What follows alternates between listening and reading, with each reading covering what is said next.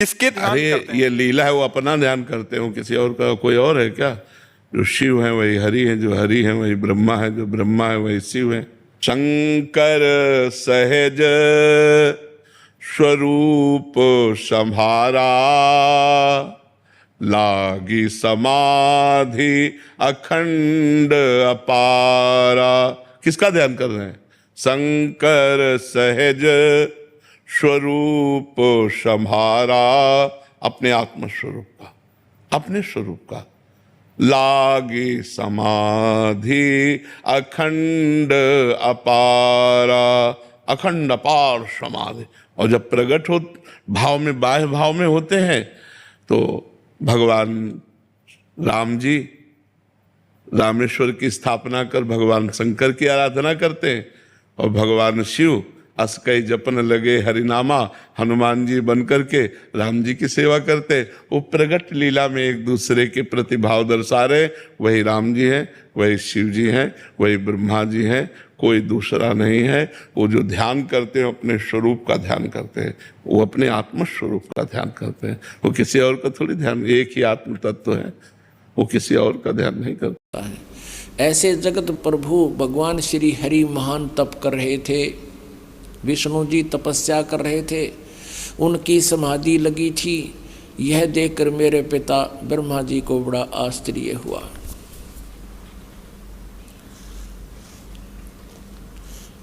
अतः उन्होंने उनसे, यानी ब्रह्मा जी ने विष्णु जी से जानने की इच्छा प्रकट की। ब्रह्मा जी ने पूछा, प्रभु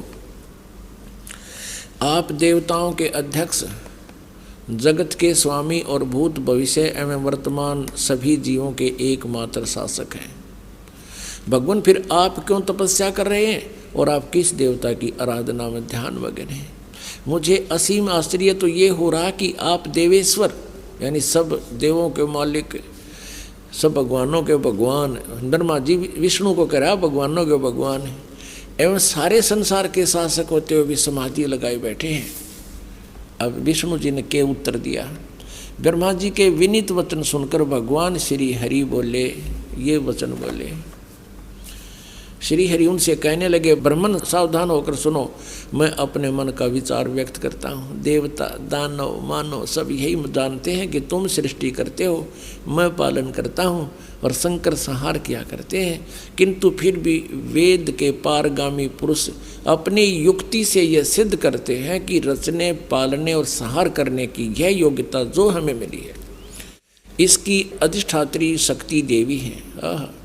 वे कहते हैं कि संसार की सृष्टि करने के लिए तुम में राजसी शक्ति का संचार हुआ है। इसी ये भी सिद्ध हो रहा कि रजगुण ब्रह्मा, सतगुण विष्णु, तमगुण शिव जी हैं। मुझे सात्विक शक्ति मिली है और रुद्र में तामसी शक्ति का आविर्भाव हुआ है। सुवर्त प्रत्यक्ष और परोक्ष दोनों उदाहरण मैं तुम्हारे सामने रखता हूँ, सुनो। यह निश्चित बात है कि उस शक्ति के अधीन होकर ही मैं, यानी विष्णु, शेष नाग की सैया पर सोता हूँ। सृष्टि करने का अवसर आते ही जाग जाता हूँ। मैं सदा तप करने में लगा रहता हूँ, और उस शक्ति के शासन से मैं कभी मुक्त नहीं रह सकता। कभी अवसर मिला तो लक्ष्मी के साथ सुखपूर्वक समय बिताने का सौभाग्य प्राप्त होता है। मैं कभी तो दानों के साथ युद्ध करता हूँ। अखिल जगत को, यानी सारे जगत को भय पहुँचाने वाले दैत्यों के विकराल शरीरों को शांत करना मेरा परम कर्तव्य हो जाता है।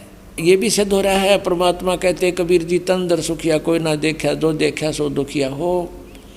और ब्रह्मा विष्णु महेश्वर दुखिया, जिन ये राह चलाई हो। ये कहता मैं सदा तप करने में लगा रहता हूँ, और शक्ति के शासन से कभी मुक्त नहीं रह सकता। कभी अवसर मिला तो लक्ष्मी के साथ थोड़ा सा सुखपूर्वक समय व्यतीत करता हूँ, और फिर राक्षसों के साथ लट्ठम लट्ठा रहता हूँ, दानों के साथ युद्ध करता रहता हूँ। इनको सुख नाम की चीज़ नहीं, आपस स्वीकार कर रहे हैं भगवान। और अब देखो विष्णु जी कह रहे हैं, मुझे सब प्रकार से शक्ति के अधीन होकर रहना पड़ता है, मैं पराधीन हूँ, और उन्हीं भगवती यानी दुर्गा शक्ति को का मैं निरंतर ध्यान किया करता हूँ, उसी की पूजा करता हूँ। ब्रह्मा जी, मेरी जानकारी में, मेरे स्पिरिचुअल नॉलेज में इस भगवती शक्ति से बढ़कर दूसरे कोई देवता नहीं। अब आ लिया अंत विष्णु जी के आध्यात्मिक ज्ञान का, न्यों कह दुर्गा तो ऊपर कोई भगवान को ना, जितनी मन जानकारी है। अपने आत्माओं, यदि ये दास ये शब्द कह के छोड़ देता कि ब्रह्मा विष्णु महेश दुर्गा आदि और इन ऋषियों महर्षियों को आध्यात्मिक ज्ञान नहीं था, तो पहली बार जो प्राणी सुने वो उठ कर चला जाने कहे तो नरी बकवाद करे है।